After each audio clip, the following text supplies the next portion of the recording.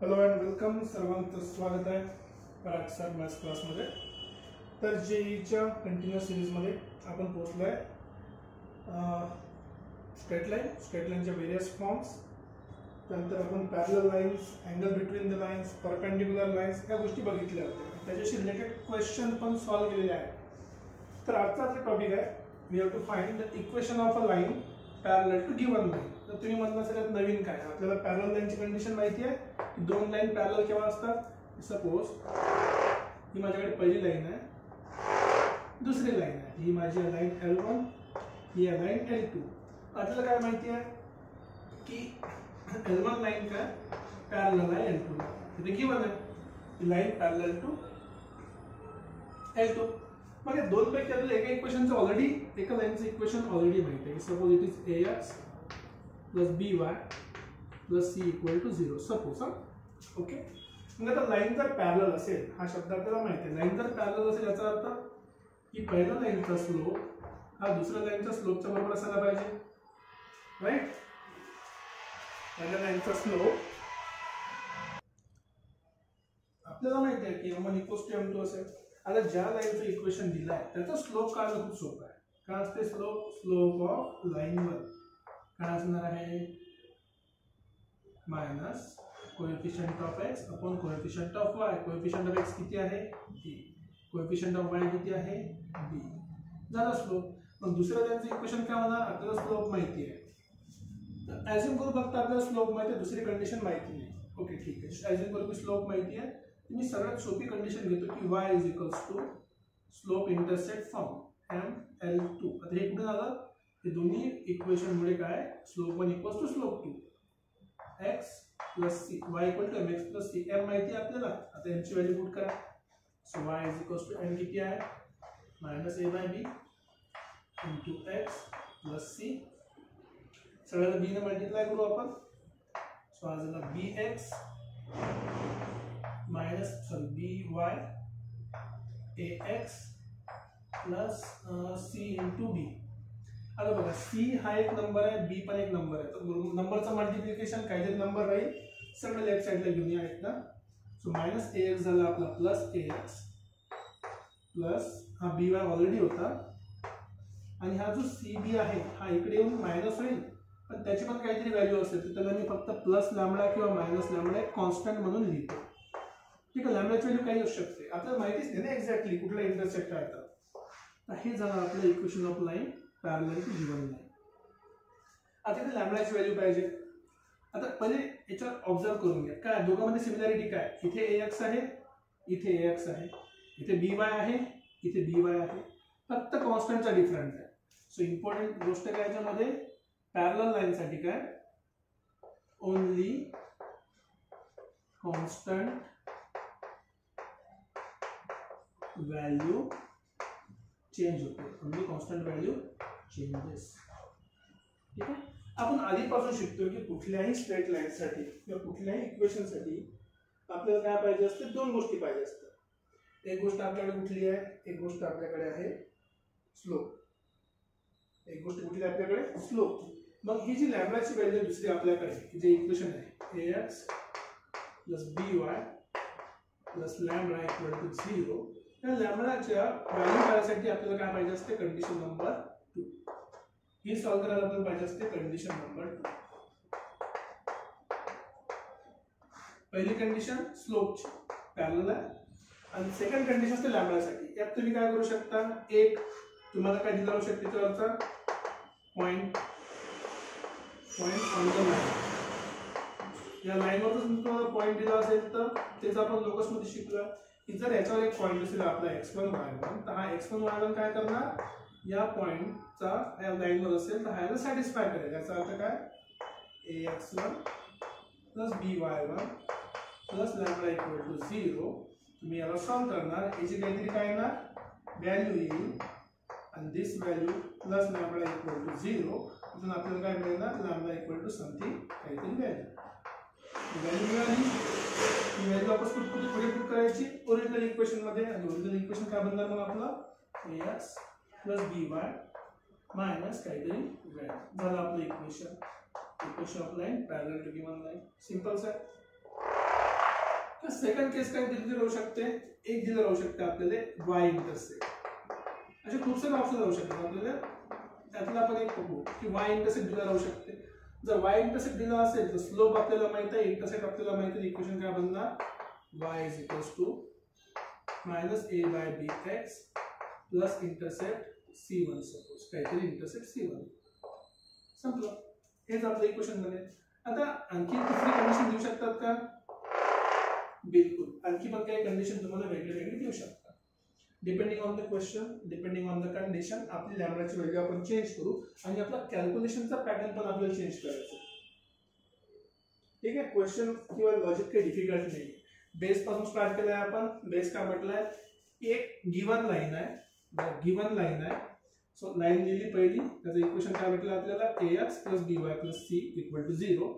नंतर म्हटलं त्याला एक लाईन पॅरलल आहे, त्याला एक पॅरलल लाईन काढली, त्याचं नाव आहे L2.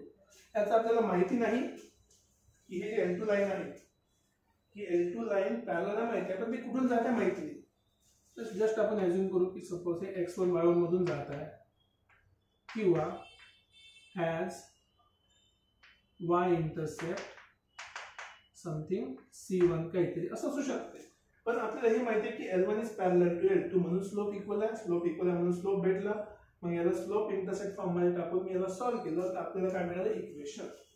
सो पॅरलल लाईन जो आपल्याला काढायची असेल तर फक्त काय करायची, कॉन्स्टंटची व्हॅल्यू चेंज करायची. आणि इथून आपल्याला ती कंडिशन मग तुम्हाला आठवत असेल की फॉर पॅरलल लाईन्स, आठवते का, आपण पॅरलल लाईन्स बघितली होती की फॉर पॅरलल लाईन्स, फक्त पॅरललची गोष्ट करतोय मी. For parallel lines a1 a2 is equals to b1 b2 not equal to c1 c2, right? कारण इक्वल टू c1 c2 झाला तर इंटरसेक्ट पण सेम होणार. इंटरसेक्ट पण सेम झाला म्हणजे पॅरलल लाईन एकाच पॉइंट मधून जात आहे. याचा अर्थ काय, दोन्ही लाईन कशा एकमेकाला ओव्हरलॅप करणाऱ्या आहेत. समजलं. हे आपलं बेसिक कंडिशन आहे, equation of line parallel to given line. आता याच्याशी रिलेटेड काय क्वेश्चन येऊ शकतात ते एकदा आपण बघूया सॉल्व्ह करून. तर चला थोडं सॉल्व्ह करूया एखादी क्वेश्चन रिलेटेड टॉपिक सोबत. एक किंवा दोन क्वेश्चन बघूया. पण जर आपण स्टँडर्ड प्रोसेस निघेल तर क्वेश्चन काय म्हणते की एक इक्वेशन ऑफ अ लाईन आहे जी आपल्याला फाइंड करायची आहे, विच इज पॅरलल टू, या लाईनला पॅरलल आहे. म्हणजे एक लाईन आहे, लाईनचं इक्वेशन आपल्याला दिलं आहे 3x minus 2y plus 5 equal to 0 आणि याला दुसरी लाईन पॅरलल आहे अशी. ही L समजा 2 पकडा, हे आपल्याला माहिती नाही. जर आपण स्टँडर्ड प्रोसेस निघेल तर आपण काय करणार, आपल्याला माहिती आहे L1 is parallel to L2, so therefore slope of line 1 is equals to slope of line 2. पहिल्या लाईनचा स्लोप माहिती आपल्याला already, minus coefficient of x upon coefficient of y.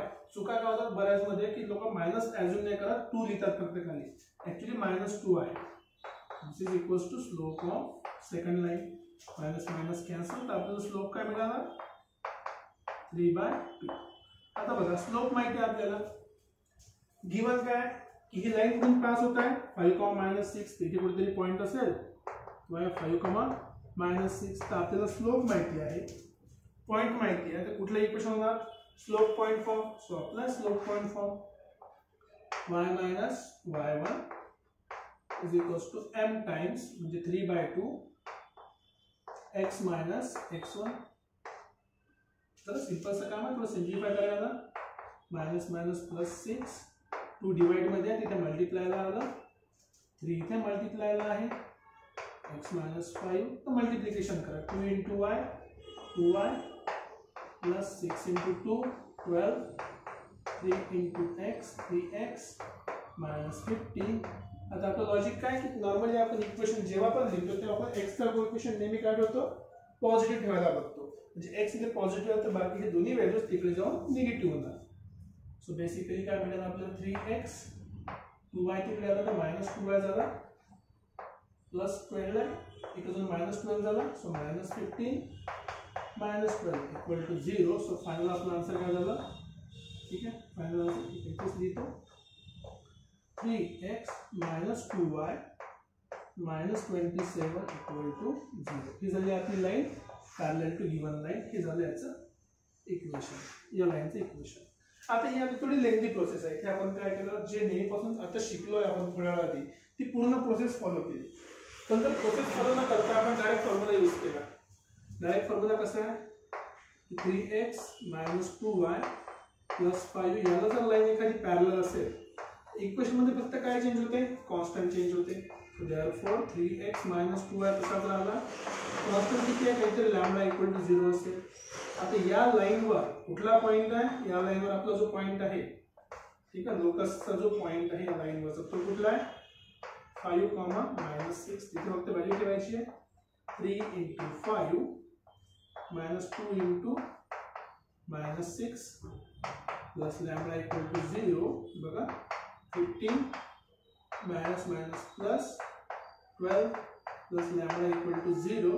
Basically lambda काय भेटला, 15 आणि 12 27. तिकडे जाऊन -27 आणि ही व्हॅल्यू वापस कुठे पुट करायची आहे, इक्वेशन मध्ये. So therefore equation of parallel line is 3x - 2y - 27 = 0.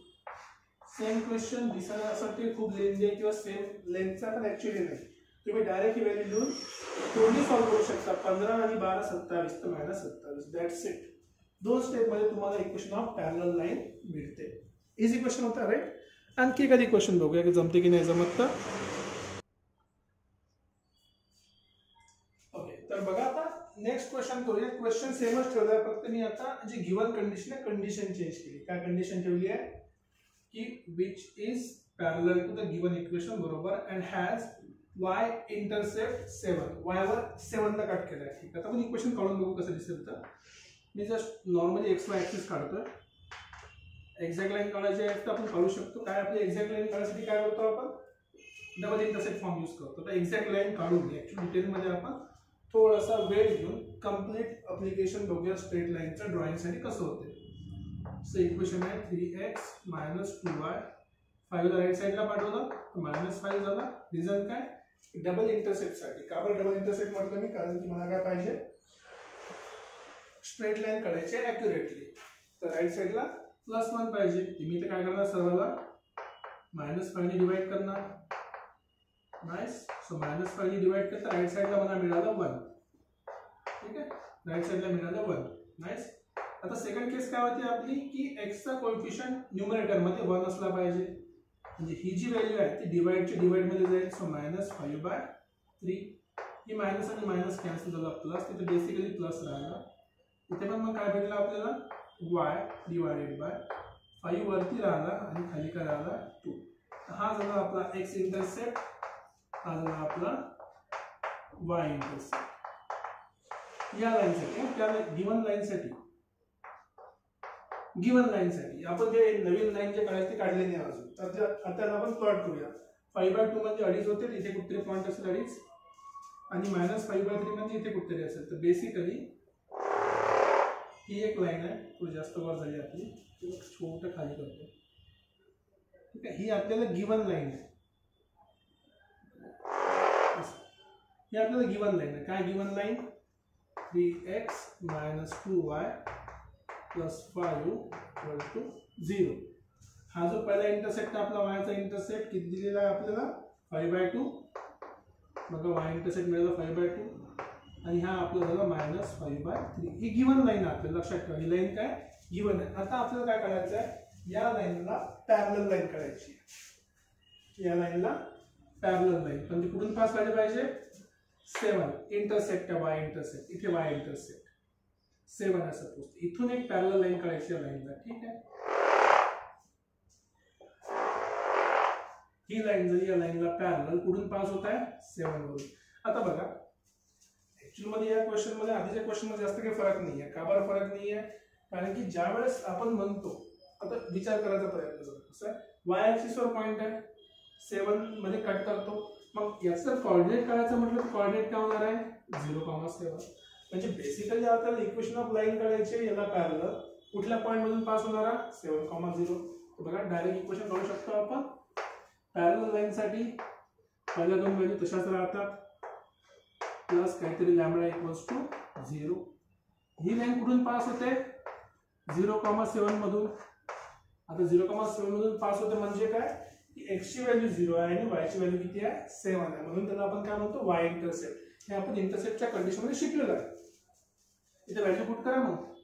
3 × 0 minus 2 × 7 plus lambda equal to 0. 3 × 0 0 minus 14 plus lambda equal to 0 किंवा lambda equal to किती झाला 14 झाला. लॅम्बडाची व्हॅल्यू 14 मिळाली. इक्वेशन मध्ये पुट करा तर आपला फायनल इक्वेशन झालं 3x minus 2y plus 14 equal to 0. हे झालं आपल्या लाईनचं equation parallel to given line having y intercept equals to 7. तुम्हाला डाऊट असेल तर आपल्याला y इंटरसेप्टचा फॉर्म्युला माहिती आहे. y इंटरसेप्ट काय असते?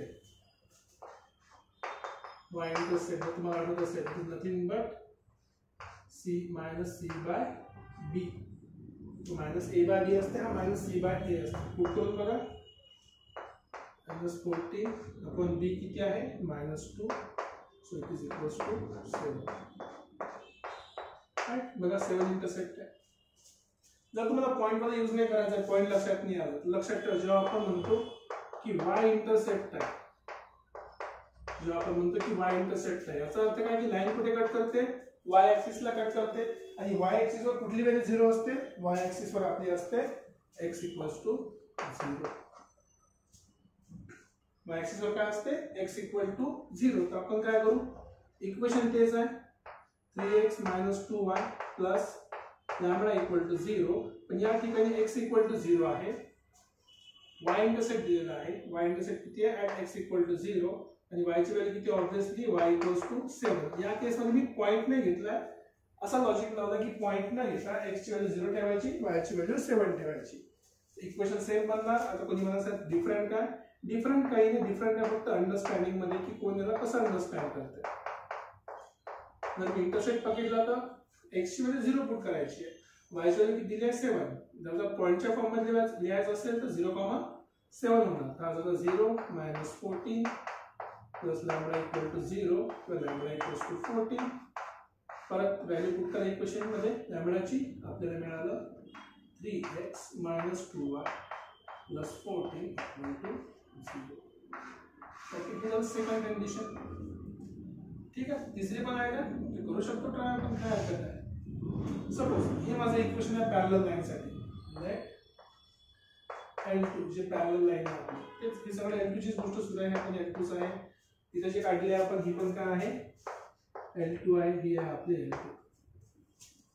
So let L2 be this condition 3x - 2y plus lambda equal to 0. आणि आपल्याला माहिती आहे y intercept equals to minus c म्हणजे इथे लॅम्बडा आहे upon -2 minus c by b ना. So minus lambda upon -2. ठीक है. इक्वल टू किती दिला? Minus y intercept 7. So minus minus cancel.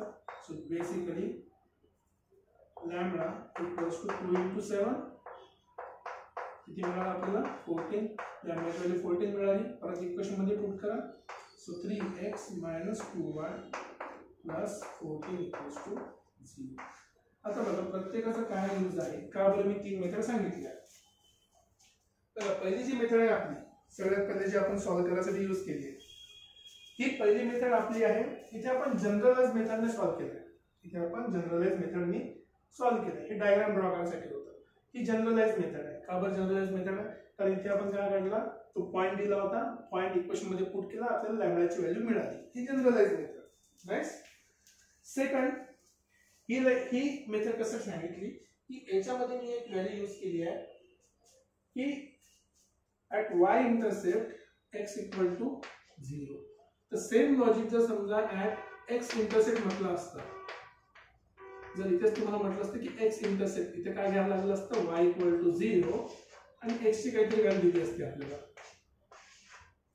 तर ते x इंटरसेप्ट म्हटलं असतं तर काय y इक्वल टू 0 आणि x ची काहीतरी व्हॅल्यू द्यायला दिली असती, ते आपण यूज केली असती. राइट. जर x इंटरसेप्ट म्हटलं असतं तर, जर आपण x इंटरसेप्ट म्हटलं असता तर आपण y इक्वल टू 0 पुट केला असता आणि x ची काहीतरी व्हॅल्यू पुट केली असती. पण जे तिसरी मेथड आहे ते कसं सांगितली आहे ही तिसरी मेथड थोडीशी कामाची, थोडीशी म्हणण्यापेक्षा बरीच कामाची. इथे काय केलं आपण, या मेथडमध्ये काय केलं आपण, का बरं मी याला कामाची मेथड म्हणतो, कारण या मेथडमध्ये आपण जी गोष्ट केली आहे ती आहे कंपॅरिझन. लक्षात ठेवा, कोऑर्डिनेट जॉमेट्री मॅक्सिमम फॉर्म्युलाज आहे आणि 90% ऑफ द टाइम तुम्हाला कंपॅरिझन करावं लागतं की कुठली व्हॅल्यू कशाची आहे. त्याला कंपेअर करून दुसरी व्हॅल्यू तुम्हाला इंटरप्रिट करायची किंवा यूज करायची आहे. कंपॅरिझन खूप महत्त्वाचं आहे. जेव्हा आपण एक्स इंटरसेप्ट म्हणेल आपल्याला एक्स इंटरसेप्टसाठी असा कुठला फॉर्म्युला आपण डिराइव्ह नाही केला आहे, पण स्लोपसाठी आपण नॉर्मली दिलेला आहे. वाय इंटरसेप्टसाठी पण आपल्याला बेसिक आयडिया माहिती आहे. अशा प्रकारे आपण हा क्वेश्चन 3 वेगळ्या टाईपने सॉल्व्ह करू शकतो. आणखी चौथी टाईप पाहिजे असेल तर ऑब्व्हियसली चौथी टाईप पण आहे. बेसिकली चौथ्या टाईपमध्ये आपण काय करतो, ॲक्च्युली या लाईन पासून या लाईनचं डिस्टन्स काढतो, तर आपल्याला डिस्टन्स मिळालं, स्लोप माहिती आहे, स्लोप म्हणजे टॅन थिटा. सो साइन आणि कॉस काढून आपण त्याला नॉर्मल फॉर्ममध्ये पण इक्वेशनला सॉल्व्ह करू शकतो. बघा खूप सारे मेथड आहे, असं काही हार्ड अँड फास्ट रूल नाही की असं सॉल्व्ह करायला पाहिजे. ओके, हा तुम्हाला पॉईंट समजला असेल. आता थोडीशी मी 1-2 पॉईंटवर इथे तुमचं लक्ष केंद्रित करतो आणि मग थांबून देऊ आपण. तर महत्त्वाची गोष्ट आता बस 1-2 पॉईंट छोटेसे सांगतो. पॅरलल लाईन शिकलो म्हणून आपण, जर सपोज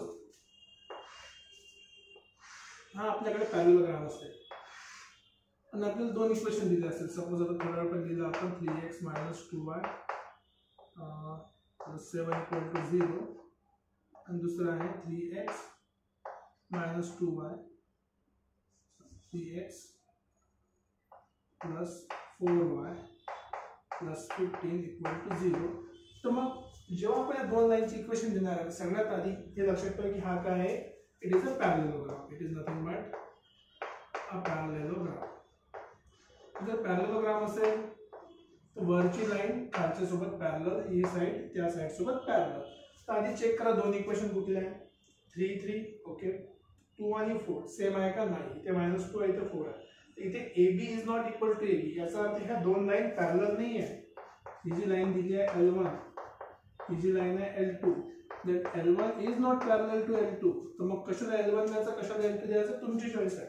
जर मी याला L1 म्हटलं, दिस इज 3x - 2y + 7 = 0, तो ऑटोमॅटिकली याच्या अपोजिटची लाईन आहे ती पण काय होणार 3x - 2y. का बरं, पॅरलल लाईन मध्ये कोएफिशिएंट सेम असतात, फक्त चेंज काय होते, कॉन्स्टंट. कॉन्स्टंटला आपण पकडून घेऊ लॅम्बडा = 0. सेम लॉजिक इथे. जर मी L2 म्हटलं तर ही झाली माझी लाईन 3x + 4y + 15 = 0. तर ऑटोमॅटिकली ही लाईन काय होणार आहे 3x + 4y, कारण की कोएफिशिएंट सेम आहे आणि म्यू म्हणजे सेकंड काहीतरी कॉन्स्टंट = 0. हे तुम्हाला समजायला पाहिजे. पॅरलेलोग्राम म्हटल्याबरोबरच 2 अपोजिट लाईन काय असतात, पॅरलल. आणि पॅरलल ओळखण्यासाठी सगळ्यात सिंपल गोष्ट, रेशो काढत बसायचं नाही, स्लोप काढत बसायचं नाही. काय करायचं, कोएफिशिएंट चेक करायचे. जर दोघांचे कोएफिशिएंट सेम असतील तर पॅरलल लाईन. जसं हे 2 कोएफिशिएंट आणि हे 2 कोएफिशिएंट सेम आहे, एक्झॅक्टली प्लस मायनसचा पण फरक नाही आहे. हे 2 कोएफिशिएंट आणि हे सॉरी थोडं डिस्कनेक्ट झालं होतं मध्ये. ते मी सांगित होतो की हे 2 कोएफिशिएंट जसे इक्वल आहेत तसे ह्या 2 लाईन काय झाल्या पॅरलल. तर जेव्हा काय तुम्हाला इक्वेशन दिलं राहील, तुम्हाला ऑटोमॅटिकली कोएफिशिएंट पाहून समजायला पाहिजे की कुठल्या 2 लाईन पॅरलल आहे, त्याला लिहायचे कुठे, कुठल्या 2 लाईन पॅरलल नाही आहे. राईट. मग आता बघा एवढं तर आपल्याला लॉजिकली समजलं आहे, पण बरेच वेळा काय होते की क्वेश्चन सॉल्व्ह करताना काही डाऊट येतात. का बरं, आपण क्वेश्चन तो अंडरस्टँडच करू शकत नाही की असं झालं का. आणि त्याच्यातील सगळ्यात महत्त्वाचा मुद्दा काय की आपण दिलेली ड्रॉइंग किंवा डायग्राम कम्प्लिटली काढत नाही. त्याच्यामुळे आपण काय करतो, ही तर चुकी आहे, आपल्याला काय करायला पाहिजे, अवॉइड करायला पाहिजे जेवढं जास्त पॉसिबल होईल. जर तुम्ही एखादी गोष्ट व्हिज्युअलाइज करू शकत नसणार किंवा डोळ्यासमोर बघू शकत नाही तर तुम्ही ड्रॉइंग काढली पाहिजे. एक साधं एक्झाम्पल घेतो की माझ्याकडे एक ग्लासचा स्लॅब आहे, याच्यावर मी एक इन्सिडेंट रे इन्सर्ट केली. आता रे इन्सिडेंट म्हणजे एक लाईन आहे, लाईनचं काहीतरी इक्वेशन असेल. राईट. मग ही काय होणार, रिफ्रॅक्ट होईल टुवर्ड्स नॉर्मल आणि आउट जाताना पण ते रिफ्रॅक्ट होईल away from the normal. Question काय असते, हे दिलेलं नाही राहत, आपल्याला काय म्हटलं असते, by how much distance the ray shifted. ही रे इथे होती, नंतर इथे शिफ्ट झाली, किती डिस्टन्स शिफ्ट झाली. प्रॉब्लेम काय होते की बरेच लोक फक्त ही डायग्राम काढतात, त्यांना हे शिफ्ट दिसतच नाही. आपलं सगळ्यात पहिलं काम काय की लाईन शिफ्ट झाली म्हणजे लाईन पॅरलल असायला पाहिजे. ही लाईन पॅरलल काढावी लागेल समजा. जशी ही लाईन आपण इन्क्रीज केली, पॅरलल लाईन दिसली की दोघांच्या मधला आपल्याला डिस्टन्स दिसणार, आणि distance between the parallel line हा समोर येणारा टॉपिक आहेच, तो आपण बघणारच आहे. पण महत्वाचा मुद्दा आहे की जेव्हापर्यंत तुम्ही डायग्राम कम्प्लीट ड्रॉ करत नाही तेव्हापर्यंत आपण त्याला डिस्टन्स बिटवीन पॅरलल लाईन हे अंडरस्टँडच करू शकत नाही. डायग्राम पूर्ण काढायची, पॅरलल लाईन असल्यामुळे कोएफिशियंट सेम आहे, चेंज काय होणार, फक्त कॉन्स्टंट चेंज होतील. डिस्टन्स कसं काढायचं लवकरच बघूया आपण. तर बेसिक मला सांगायच्या ज्या गोष्टी आहेत, पॅरलल लाईनचं इक्वेशन कसं ओळखायचं, कुठल्या लाईन पॅरलल ठेवायच्या, सॉल्व्ह करताना काय अवॉइड करायचं आणि काय ठेवायचं हे आपल्या लक्षात आलं पाहिजे. कारण की चॅप्टरचं नावच आहे कोऑर्डिनेट जॉमेट्री. जॉमेट्रीमध्येच काय आपल्याला ड्रॉइंग काढणं महत्वाचं आहे. ठीक आहे, तर मी आशा करतो तुम्हाला टॉपिक आणि लॉजिक समजलं असेल. तर समजलं असेल तर खूप छान. लाईक करत चला, सबस्क्राईब करत चला, मित्रांपर्यंत शेअर करा. भेटूया परत पुढच्या लेक्चरमध्ये नवीन टॉपिक सोबत, ज्यात आपण बघू equation of line parallel to given line. ठीक आहे, till then take care, bye bye.